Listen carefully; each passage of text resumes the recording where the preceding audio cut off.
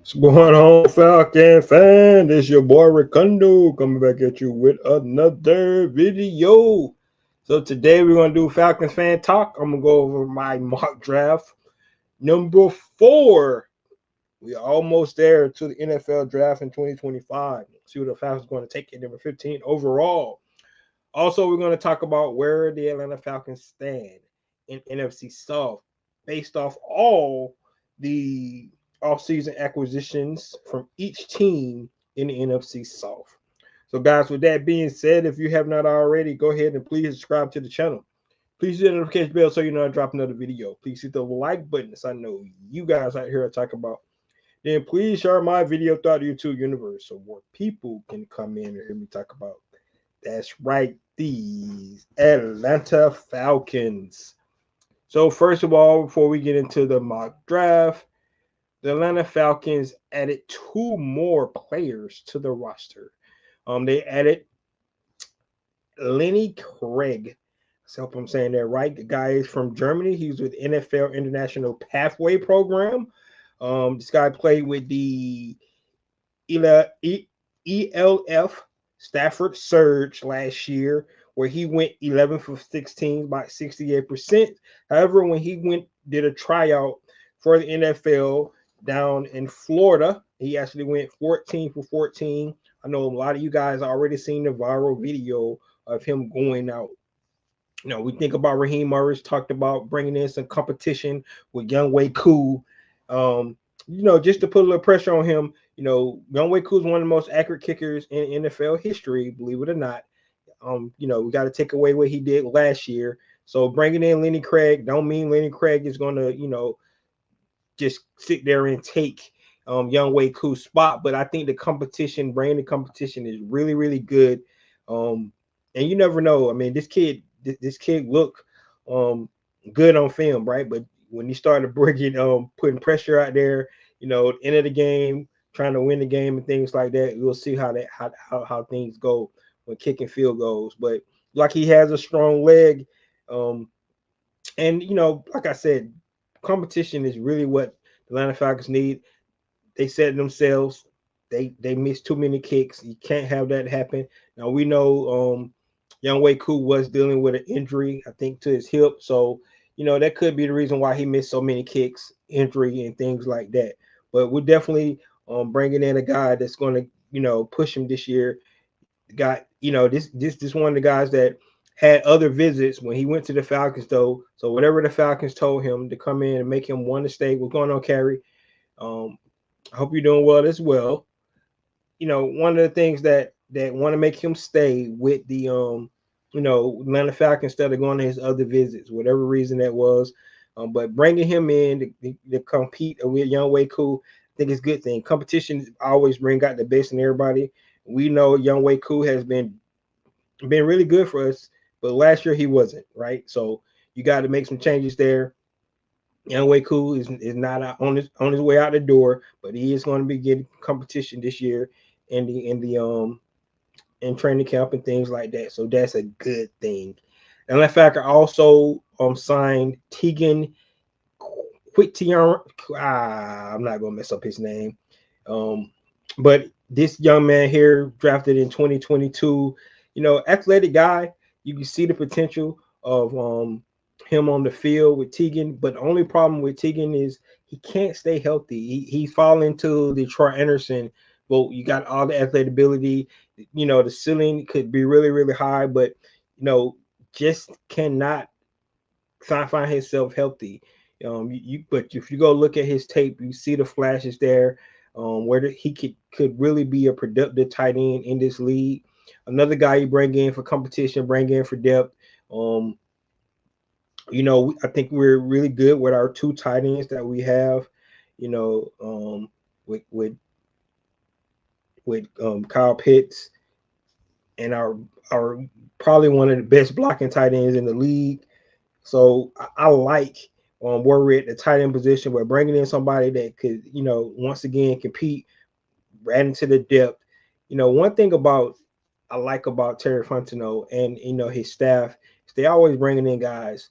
And a lot of these guys have an opportunity to turn their career around. If you look at some of the guys that we have seen over the years, veterans and things like that, come in and they haven't had that much success in other places, but then you come and look at and they either resurrect their career or they have one of their career years here with the Atlanta Falcons. You look at a guy like Ray McCloud. Ray McCloud was a specialist. He got spot time at receivers, and he had his best career at Atlanta Falcons. I go back and look at what they did with Cordell Patterson. Cordell Patterson was, he was a known commodity when he came, but he had some of his best careers with Atlanta Falcons as well. So, just guys, those two guys in particular, you think about it. Look at a guy like Caden Ellis. We talked about him, just sitting there. I think the Saints knew what they had, but at the same time, they just weren't able to keep him. And now we got him, and you can see him starting to live up to his potential. So I like bringing in guys, like Teagan, a guy you never know what it's going to pan out to be. And plus, you don't know what's the future for Kyle Pitts, right? He's going to his 5th year. This is pretty much a contract year for him. So, if he have one of those amazing seasons, will Atlanta Falcons keep him? And we'll just have to see how that pan out. So, I like how they, touch everybody, bring everybody in, give them opportunity. That's what it's all about. Especially when you're on this highest level, the opportunity you get, you got to see what you're going to do with it. And we'll see what Teagan's able to do with his opportunity here with the Atlanta Falcons. So Atlanta Falcons add 2 more guys. I think that brings the total up to about 20 transactions the Atlanta Falcons have made this offseason so far. To include the re-signings, of course, and the guys that they signed. It seems like the Atlanta Falcons have not did a lot, but believe it or not, this roster has changed a lot. For the best, we're definitely going to find out here this upcoming season, but the Atlanta Falcon roster has changed a lot, and adding 2 more guys, and we're not done yet, because guess what? They got 5 more picks in the draft, and we're going to get into that right now. So let's go to my 4th mock draft that I have posted for you guys.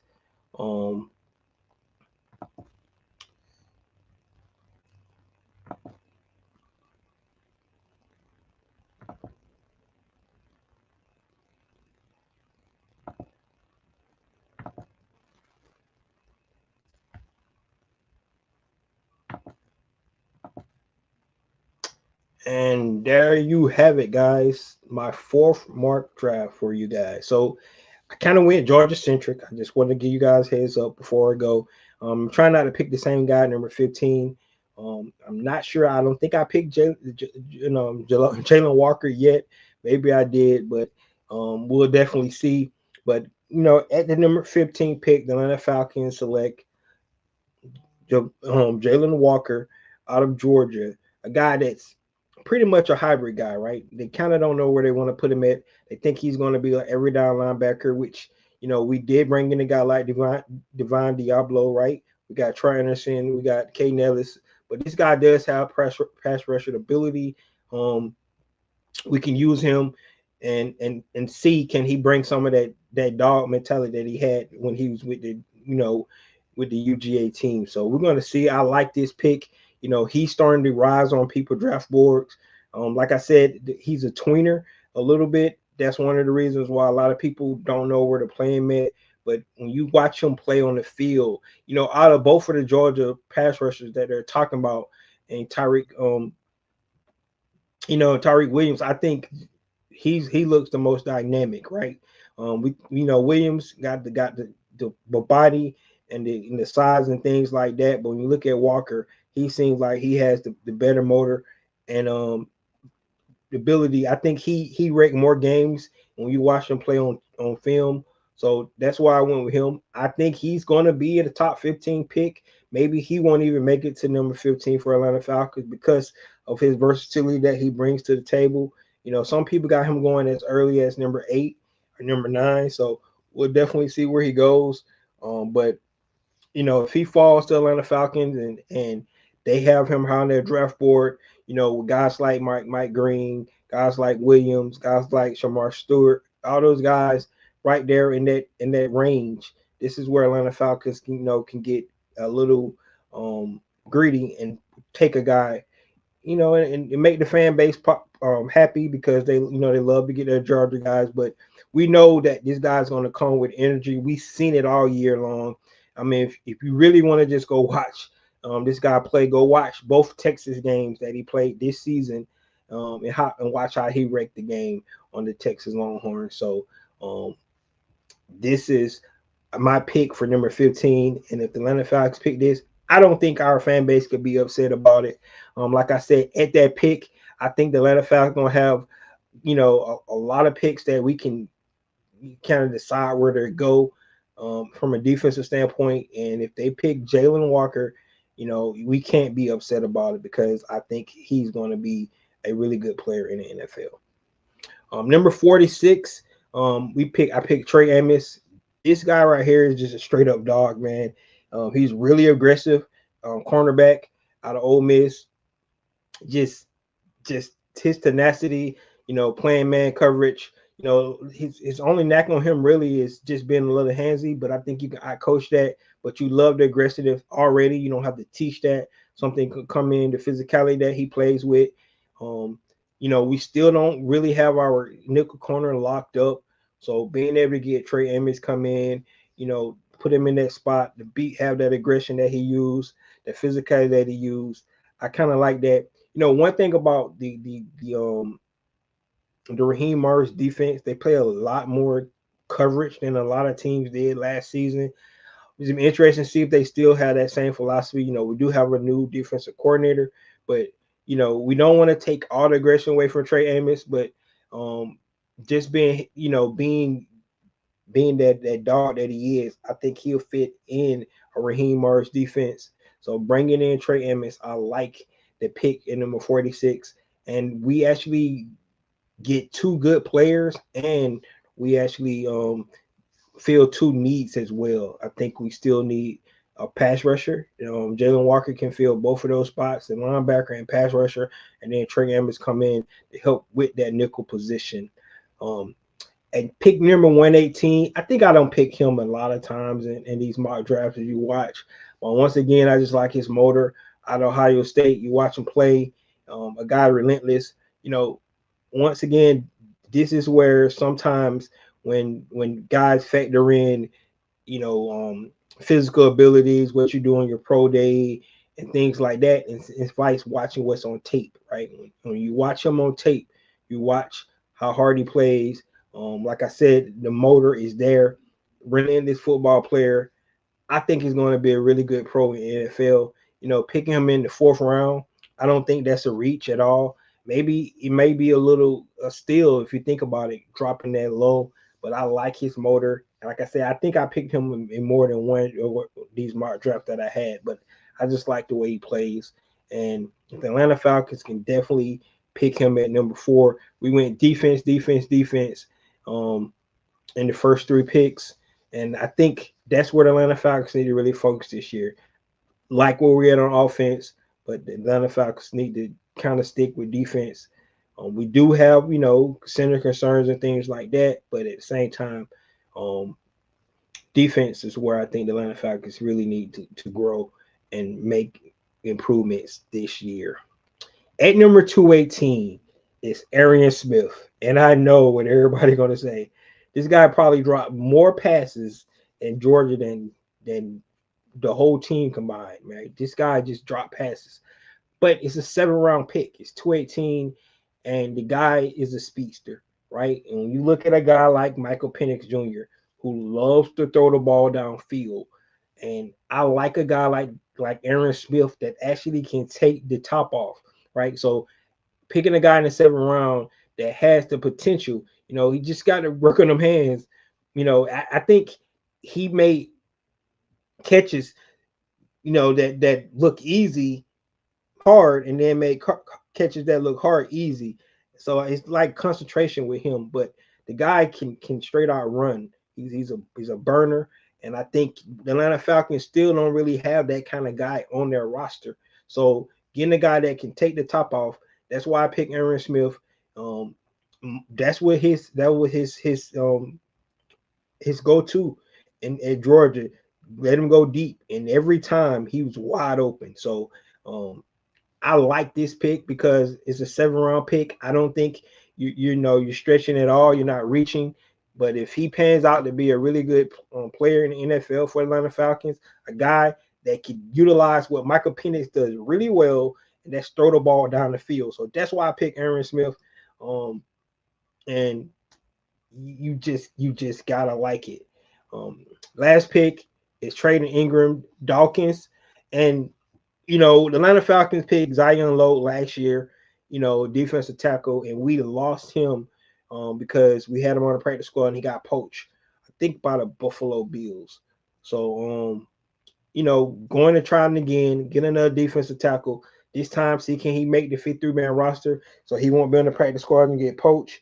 But it's another guy that when you watch the film on Georgia that was always around the ball, made really good plays for the team. So I think another pick that you could say could be a steal. You love the Georgia program and how they make NFL players come out that program. They play hard. You know what you're getting from them.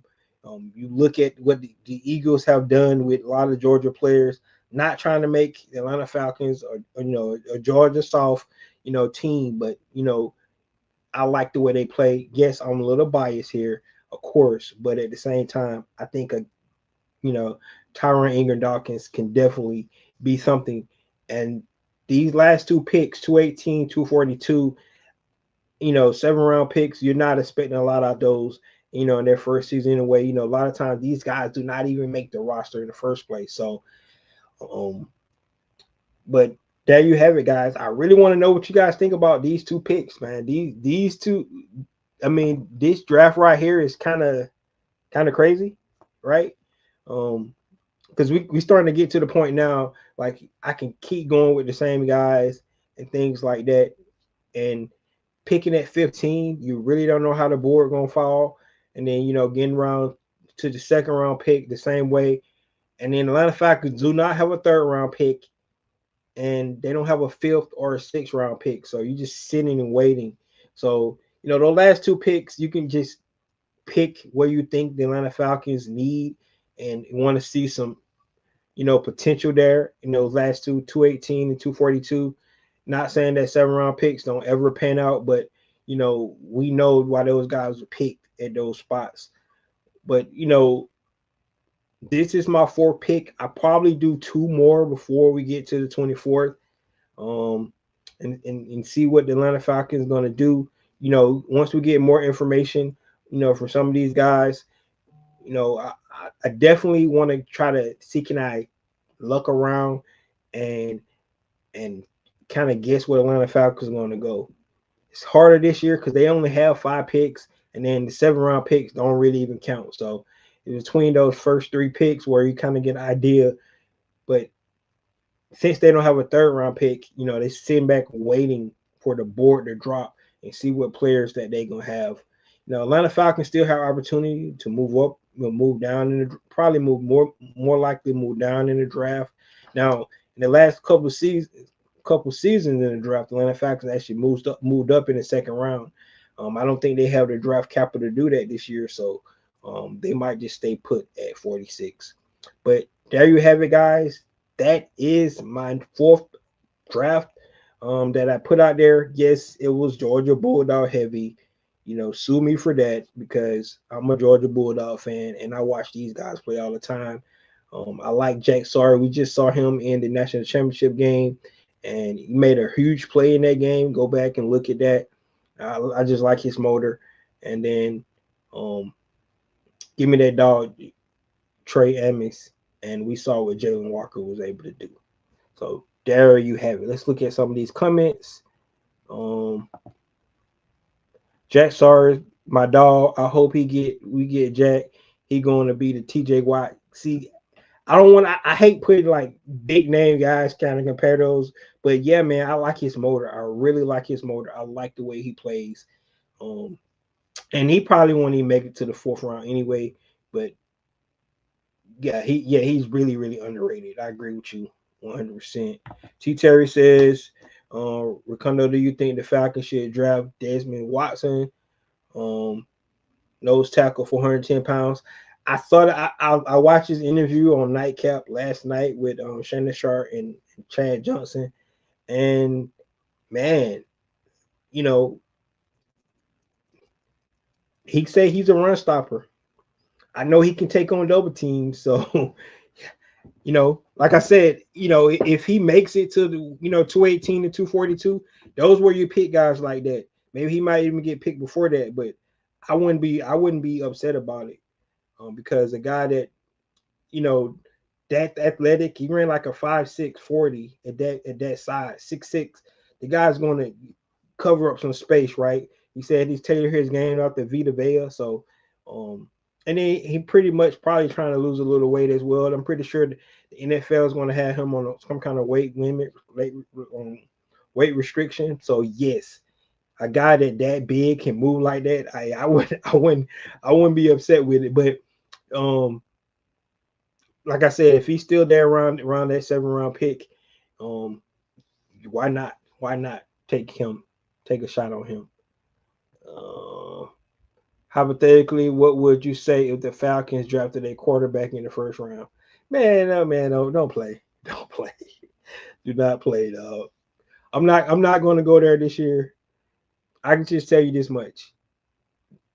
How shocked I was last year when they took Michael Penix Jr. It'll be like, I don't know. I might not even do another podcast. The Atlanta Falcons pick quarterback at number 15 this year. I'm not doing another Falcon podcast. I'm sorry, because I don't know what they're doing at that point. So, which team do you eventually see Kirko going to? Right now it looks like it's probably going to be the Cleveland Browns. Dark horse could be the Steelers, right? Because Aaron Rodgers, they still waiting on him. They don't know what they're going to do, and I don't think I know. Even though Mike Tomlin said it today that he was good with Rudolph, what his name is. He was good with him. Mason Rudolph, I don't think so. So either the Browns or the Steelers. That's where I believe he's going to end up if he goes anywhere. I don't believe the Atlanta Falcons are going to release him though. So, and I think him and Aaron Rodgers now is kind of waiting for the draft. I think that's what they're doing to see what the team is going to do. I really don't understand why they're thinking that. Aaron Rodgers 41. Why would you be upset that the Pittsburgh Steelers draft a quarterback, right? How many years you think you want to play? And then Kirk Cousins, same boat. I know you want to play for some more years, but they got to look for the future. That's the problem with teams waiting too late to get that future. That's why you can't be mad at what Atlanta Falcons did last year.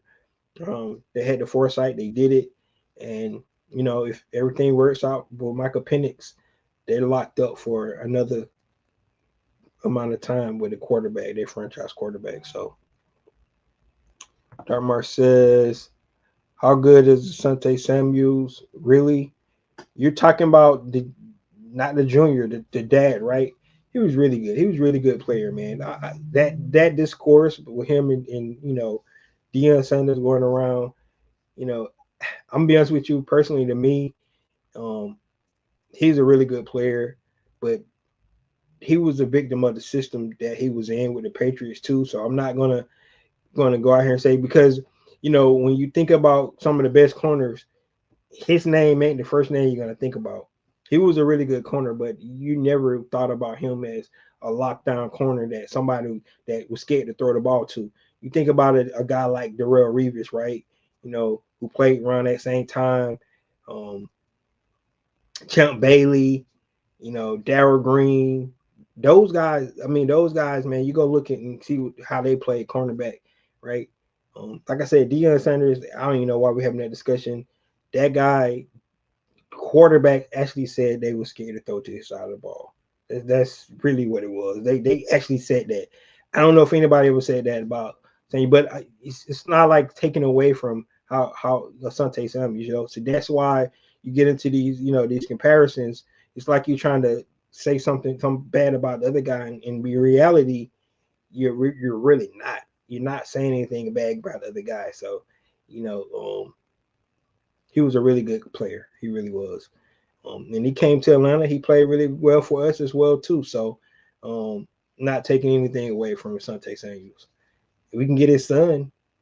His son's still out there on the free agency market. We can get him and bring him in. That would be great. We still need a slot corner, and then maybe we can change that number 46 pick and Trey Amos to somebody else. So that's what I think about that. Kirk has to get his head. He's a backup quarterback now in his career. Yeah, man. Him and Russell Wilson. I don't know what to say about those guys, man. They're just hanging on, hanging on. They're getting paid still, so I'm tracking with that. They still love the game, obviously. That's why they still playing. But sometimes you just got to start realize where you're at in your career. And, these younger guys coming in and they're playing. I mean, of course, you're just looking at two guys in particular, CJ Stroud and what Jaden Daniels did last year. But, man, these guys come in ready to play. They're ready to play. And, so, but the old guard is not ready to let it go yet. So guys like Aaron Rodgers, Kirk Cousins, and Russell Wilson, still out there, and they have the experience. That's why those teams go get those guys, especially teams that potentially could be on the hot seat, from a coach and GM standpoint. So you can understand why they bring those guys in. Would you put Asante Samuel in the Hall of Fame? See, that's what I'm saying. I don't know if anybody ever mentioned him as a Hall of Famer. You look at his numbers; they're really good, but I have to go back and really look at his career in totality. But I have never seen anybody mention him as a Hall of Famer. That's just the truth. It's just the truth. I know now we're talking about it because this whole thing going on with him and Prime, but I mean, let's be honest. We never really talked about him as a Hall of Famer. That's just true. That's true. Prime would intercept the ball and go to the house with the ball. Exactly. I mean, honestly, man, like they would not throw to this guy's side. They would not. They were scared to throw to his side of the ball. And and it's not like he was unbeatable. I mean, every cornerback going to get beat, man, because there's some great players on the other side of the ball too. But what I'm telling you is a guy that coined the term lockdown corner. That's where they got it from. They got it from him. And then when you swing the balance in two teams, I know you heard the argument, but going to San Francisco, getting them Super Bowl, going to Dallas to get them Super Bowl, he swung the balance between two teams, man. I mean, and then he's the Michael Jordan of NFL anyway. Just the icon, changed the game. Everybody, moms and dad wanted to be like Prime. That's how he was. So, it's in a whole different stratosphere, man. But I have never really thought about when you're thinking about Asante Samuel in that same light. All right. Let's go to questions. I'm gonna stop sharing. Get back on. Big time. Let's go to the NFC South. So when you're looking through the NFC South, and first of all, let's just start off saying that it's definitely a winnable division. It's a winnable division for this team. It really is. It's the Atlanta Falcons win NFC South.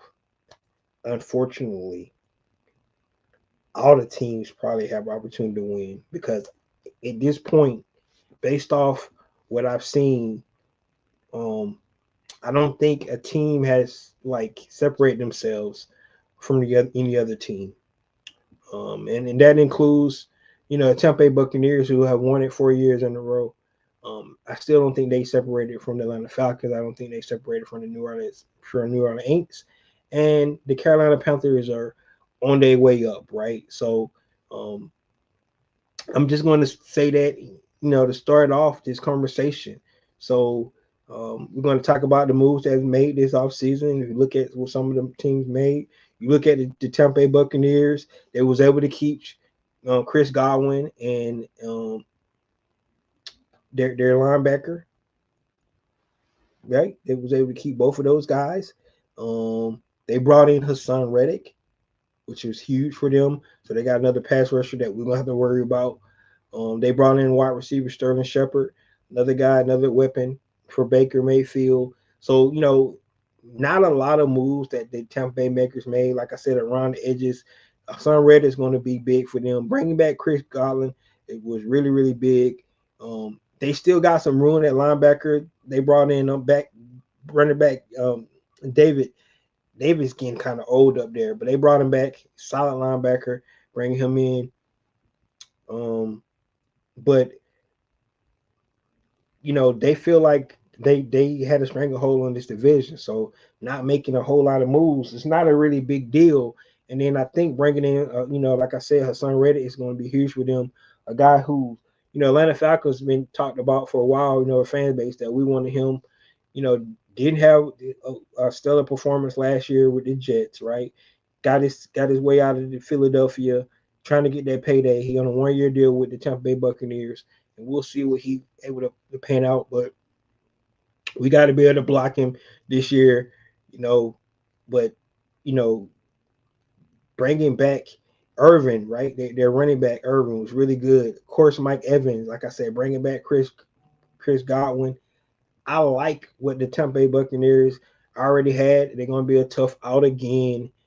And then to add, they have 6 draft picks to add to this roster. So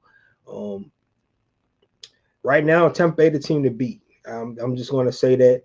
No, it's not what Falcon fans want to hear, but it's right now, since we can't seem to get out our own way.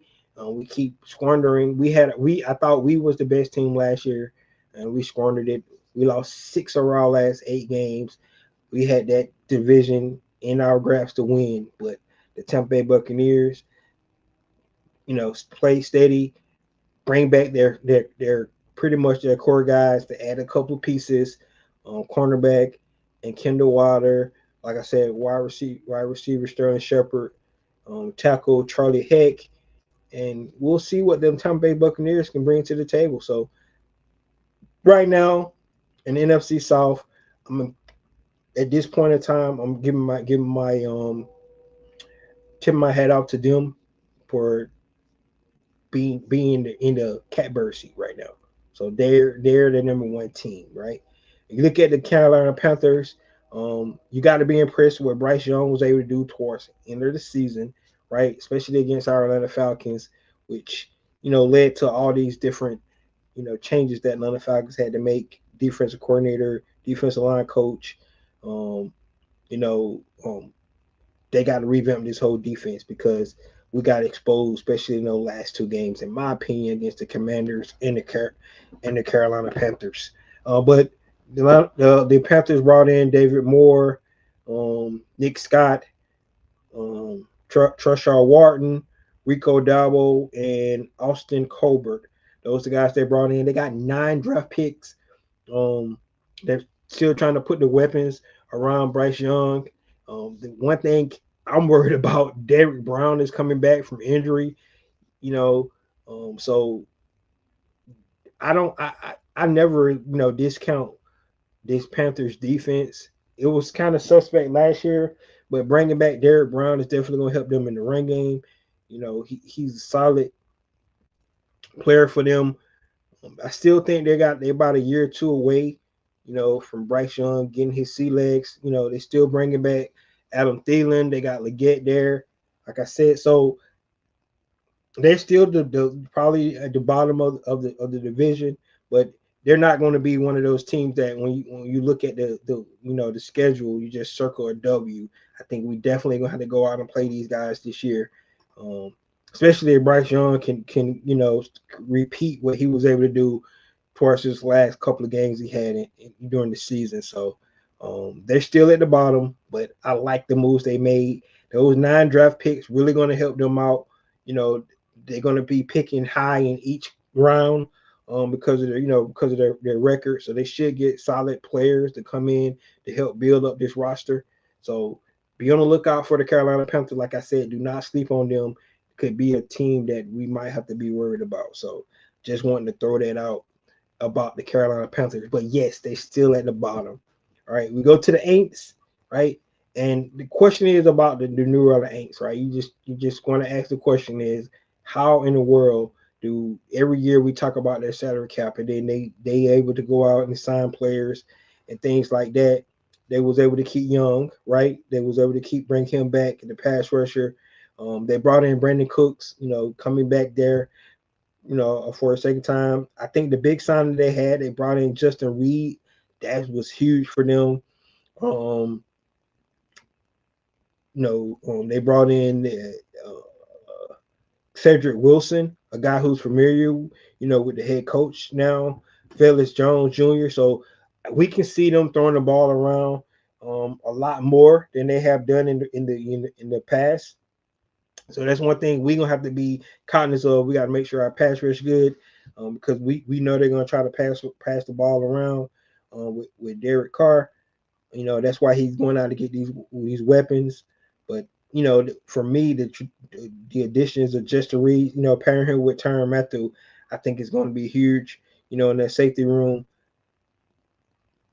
But I still think the Atlanta Falcons are better than the New Orleans Saints. We just got to put it all together. But those 9 draft picks that they have is going to help their squad out as well. You build your team through the draft, and the New Orleans Saints picking number 9 this year is going to get good guys, man. They're going to get good quality players in this draft. So be on the lookout for them. Guys that might not be able to contribute in 2025, but in the future. So Atlanta Falcons, everybody talk about this is the winnable division, but years to come, this division is going to start getting tougher and tougher because teams are going to get better. Once you get that quarterback spot figured out, which the Aints really ain't figured out the quarterback yet, so that's where it's going to be a question mark there. But from the roster standpoint, they got older guys, right? That Jordan Cameron, that he's still there. So they still got a lot of question marks based off their salary, and eventually, the bill is going to come due, pushing everything to the right? So we'll see what happens with the New Orleans Saints, but they can get a young quarterback in there, right? That'll help out with their salary cap issues because now you got a quarterback on a rookie deal, and then you can build around him. So that's why I don't like, what they're doing and how they're able. Those 9 picks really going to help the Saints out this year. I hate to say it, but it is, and that's why I don't want a guy like Shadur Sanders to drop to them because I can see them picking him and then building around him. That would suck. So that's what I'm saying about the New Orleans Saints.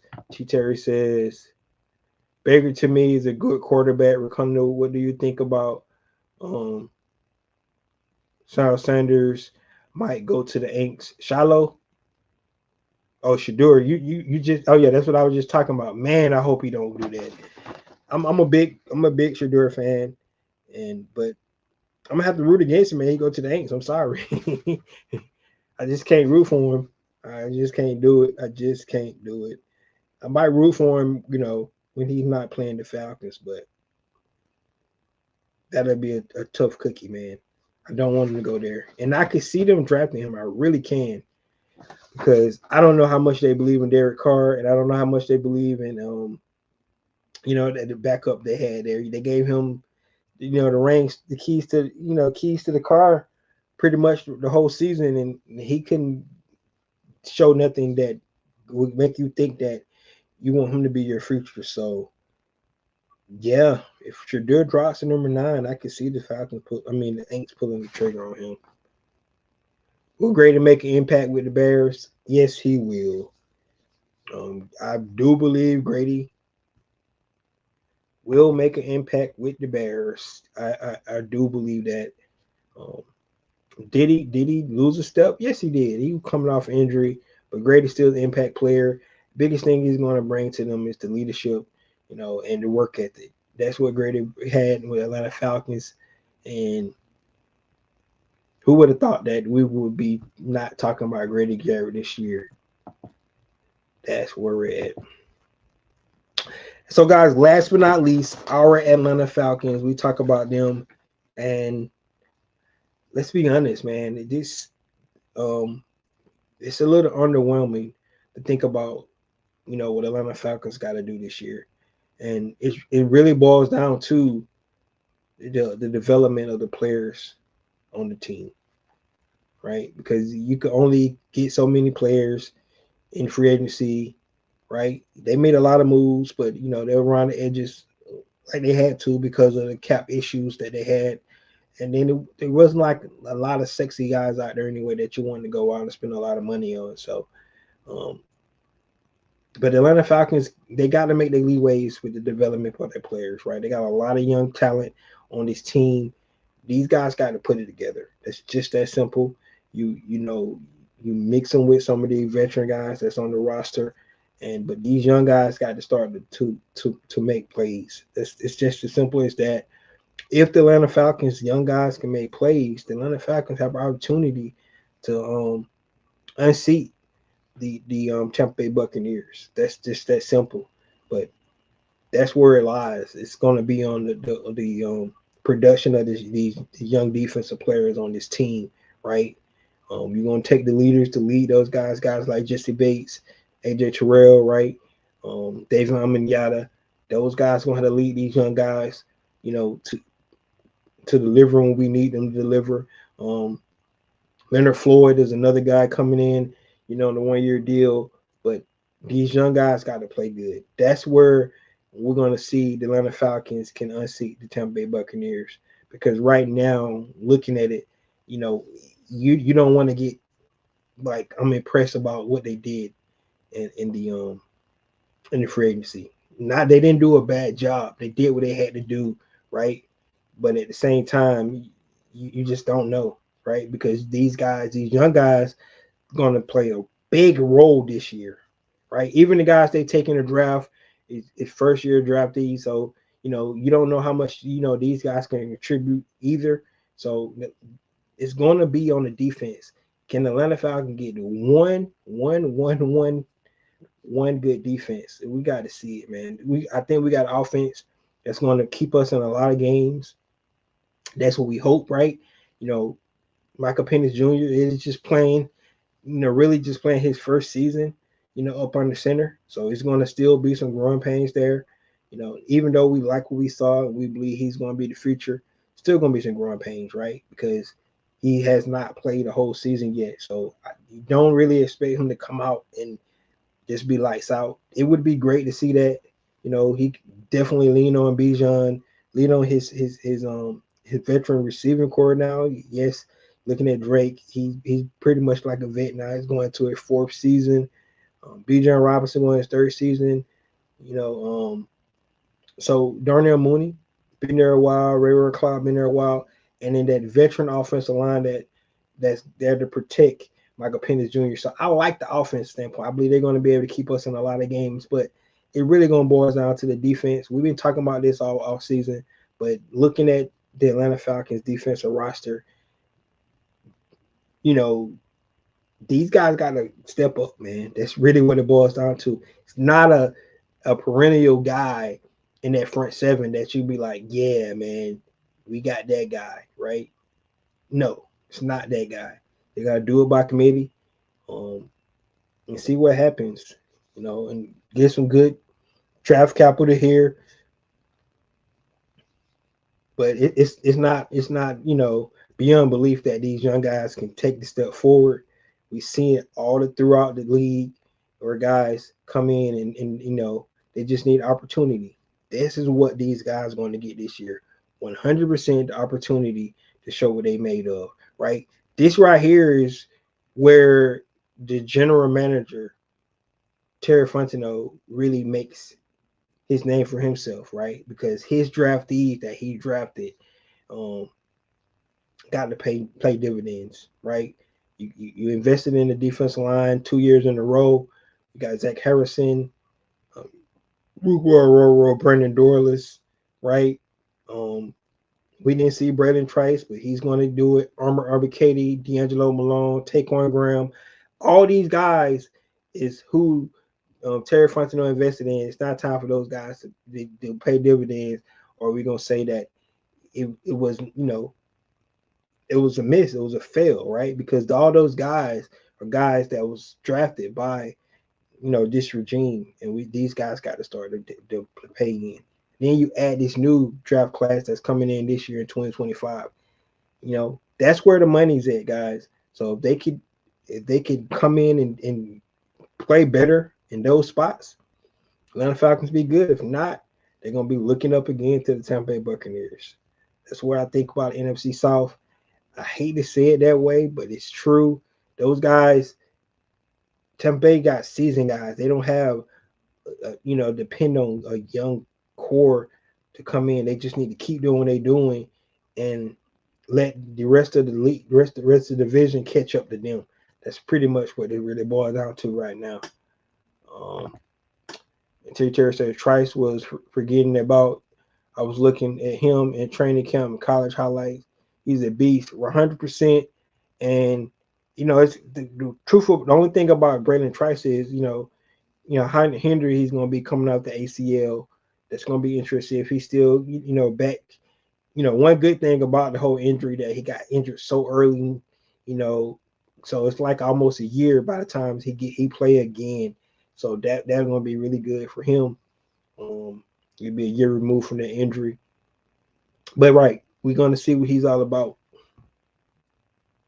He said, is Tampa Hassan Reddick a concern to you? I mean, yes, he's a pass rusher, man, and he got great numbers. But I like our offensive line. I really do. A little worried about Caleb McGarry, but he has played better the last, since he signed that contract. So we'll just have to see what he's able to bring to the table. But yes, so Son Reddick's going to build. Probably it's not like they went and got, Aaron Donald or somebody. So I'm not terrified of Hassan Reddick, right? He is, on the back end of his career, but I still think he can be productive. So yes, we got to be a little cautious about where he's at on the field when he's out there. So that's what I think about that. Let me say, how much are you looking forward to seeing Aurora playing? I'm looking to see him play a lot because he's the one, in essence, taking Grady's spot. You look at when they drafted him in the second round. He's the guy. He's the guy that's going to be beside David Onyemata.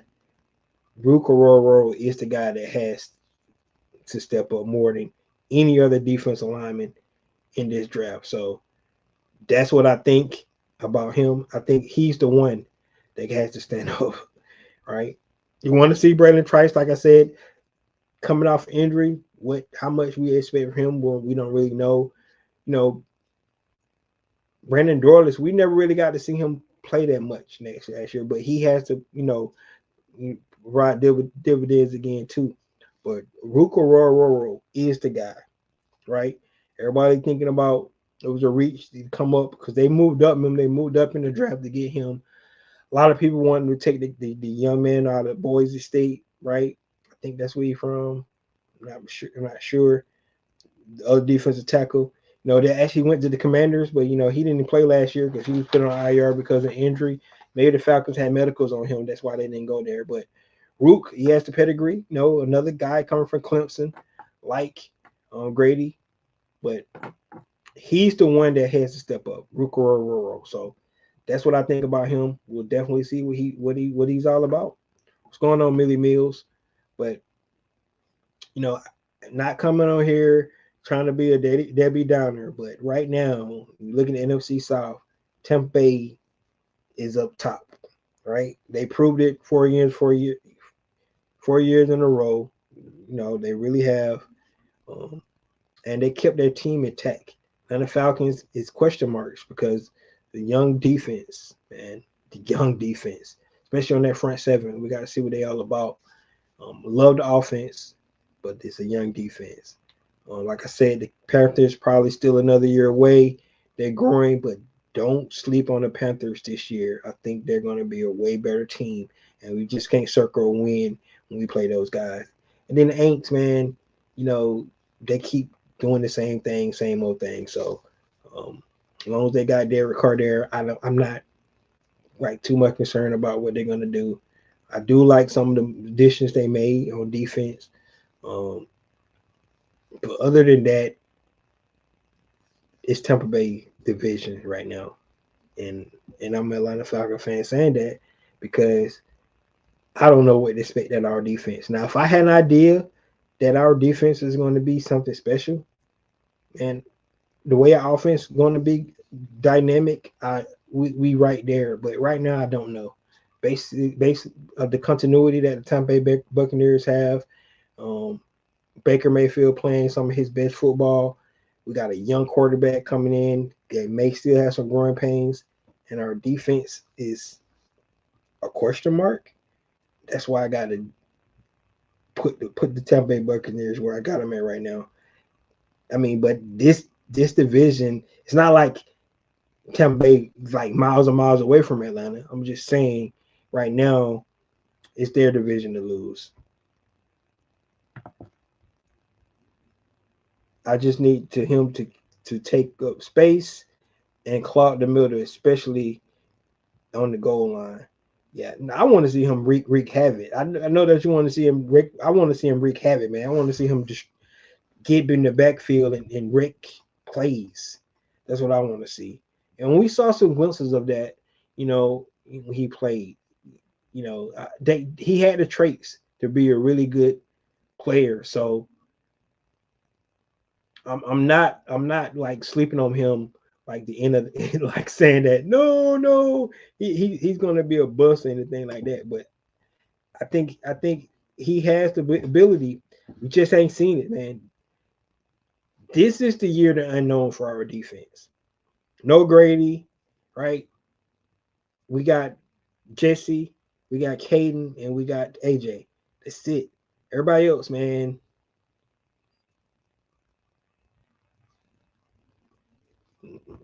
Everybody else. You talking about big boy from? Oh yes, 100%. Yeah. There you go. Yeah, I agree with you with him. You talking about big boy from Florida? Yes, 100%. You get him, he's gonna. If you get him 410 pounds, athletic ability, and everybody else just need to make the play because he's gonna take up two tackles. He's gonna take up two on linemen. They're gonna have. He's gonna take up two linemen. Don't see him playing, probably two downs, first and second down, but that's okay because we get them guys in where we want them in third and long. They can't run the ball. So yes, 100%. You get that big boy, that would be really nice.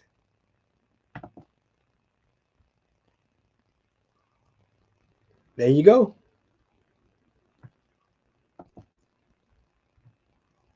What's up, going? Long time no here. See John Moreno. It's been a while. It really has been a while. It's been a while. Glad to see you. Glad to see you. He's at 460. Yeah, it's a big boy, man. He ran a 5.640 too. And then I looking at an interview yesterday. He's saying the rest of his family, they're receivers and things like that. So he's the only big guy in the family. So it look like he has the genes to be athletic. He just ate too much. But we like I said earlier, they're gonna put this guy, that young man, on some kind of weight program. For he got to get like 399, man, 399, and that's probably his ideal playing weight, which not going to be easy for him. But get on some dietitians out there, put him on some kind of meal plan, get him in the weight room. Yeah, man, the guy could be special for any team, playing defense. We heard him last night. Like I said, if you haven't seen, look at it. He was on Nightcap last night with Shannon Sharp and Chad Johnson. So go out there and look at him. He's like Jordan Davis. There you go. Jordan Davis wasn't that big, but yes, I see what you're saying. but he's going to be a late round pick because the reason I say that because he's probably going to play 2 downs in the NFL. So he's not going to play a lot of downs. But guys, there you have it. I'm interested your outlook on the NFC South. Like I said, look at all the moves that was made. No team made these extravagant, big moves. That's why I say nothing really changed this offseason. The Bucks added Son Reddick.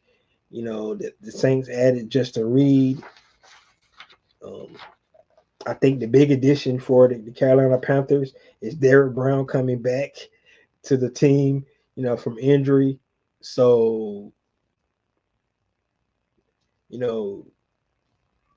then the Atlanta Falcons losing Grady Jarrett. Those the biggest moves.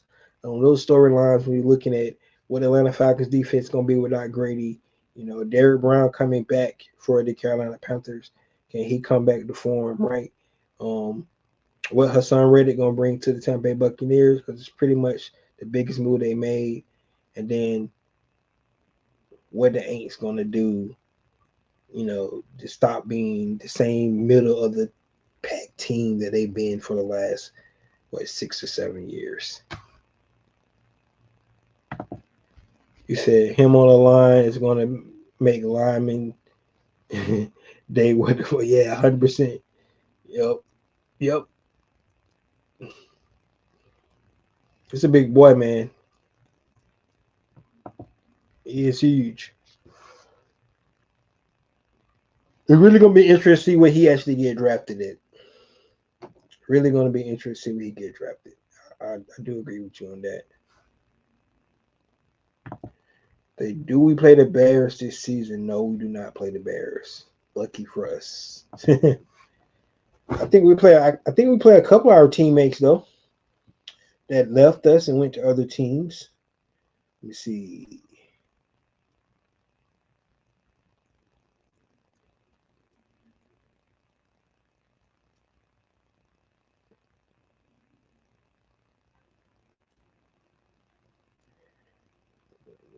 Yep. Let's see here. So we play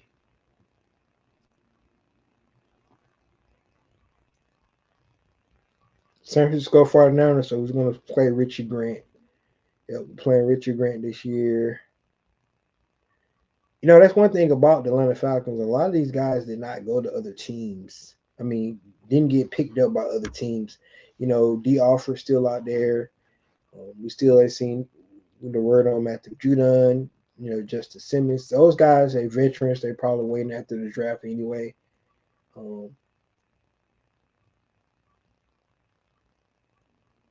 Raheem get to, play his former team in the Los Angeles Rams this year.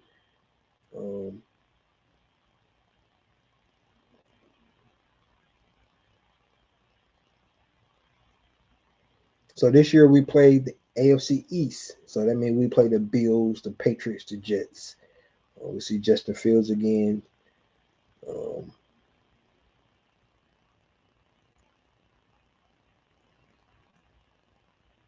We'll see Kyler Murray, 2 running quarterbacks. So we need to be ready for Justin Fields and Kyler Murray this year.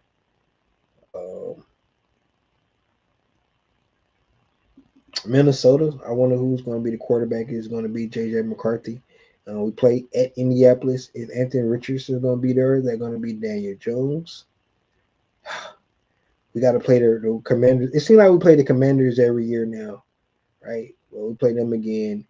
Miami Dolphins, we play Tyreek Hill. We play Josh Allen, the league's MVP. We play Sam Darnold again. Now he's with the Seattle Seahawks.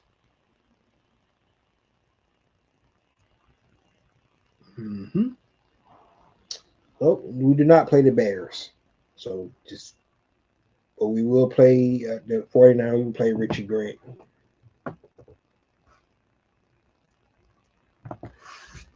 He said Puka probably cook us that game. if he plays, because AJ gonna be. Oh, that's right. They got Devontae Adams too. Wow, yeah, it's gonna be interesting to watch that game. Man, that sucks. But there you have it, guys. Let me know what you think about the NFC South. Let me know what you think about the two additions we got in Lenny Craig. I think I said it right. And Tegan Quintiano. Quintiano. I think I said his name right. The kicker and the tight end that we added. Um, Let me know what you think about my mock draft that I put out. I went with Jalen Walker, Trey Amos, Jack Sawyer, um, Arian Smith, the speedster out of Georgia, and um, Dawkins, defensive tackle. That's really made some huge plays for Georgia during his time there as well. So there you have it. And then in the end, your thoughts on the NFC South. Where do you see the Falcons finishing at? Do you think the Atlanta Falcons can um, overtake the Tampa Bay Buccaneers finally? That's all I have. Thank you guys for tuning in today. Be back with you with some interesting guys that the Atlanta Falcons had on a visit to see, how much interest they got there, and we'll talk about those. This is your boy Ricondo. Come back at you with another video. Peace.